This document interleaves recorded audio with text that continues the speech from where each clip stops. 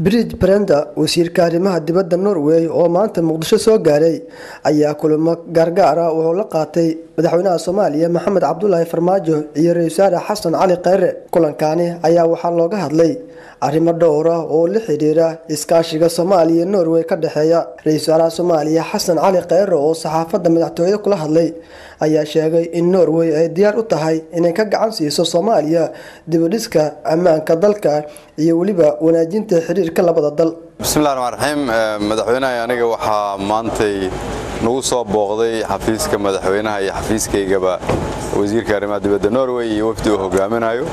Waxay noogu yimaadeen inay nagala hadlaan xaaladda waddanka iyo sidaan u wada shaqayn karno.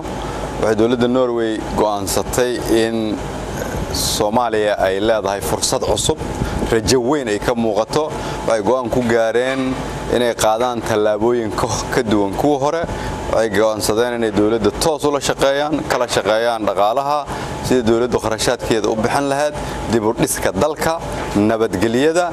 Waxa kale ay ballan qaadeen inay ahaan doonaan waddan diyaar u ah inuu qaato tallaabooyin ka duwan kuwii hore, bixiyo xoog ka duwan kii hore, u dhaqmo qaab ka duwan kii hore.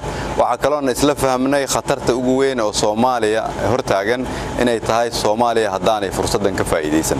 Si ay fursadan uga faa'iideysato, waxay dawladda Norway ballan qaaday inay garab istaagi doonto dalkeeda.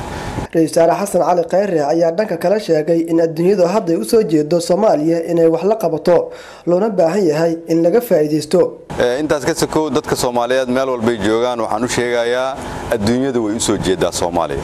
Adduunyadu waxay diyaar u tahay inay wax nala qabato, ay nala shaqaysato sida annagu aan u rabno dadkan in wax loogu qabto in la kugu qabto. Dadka Soomaaliyeed waxaan u sheegayaa intaasoo sano ayaan ahayn dhibaato ku jirnay, intaasoo sano ayaan dagaal ku jirnay. Ummadda Soomaaliyeed waxaan ka codsanayaa inaad u soo istaagtaan dalkiina sida dib loogu dhisi lahaa, gacmaha isqabsataan. Maantaan fursad haysanaa, qof walba Soomaaliyeed mas'uul baa ka saaran fursadaas. Dadkeennibaa meel walba ku baaba'aya, dadkeennibaa meel walba ku dhibaataysan. qofkii Soomaaliyeed oo fursadan ummadda Soomaaliyeed ka khasaariya, ilaahayna uu kula xisaabtamayo, ummadda Soomaaliyeed uu kula xisaabtamaysa.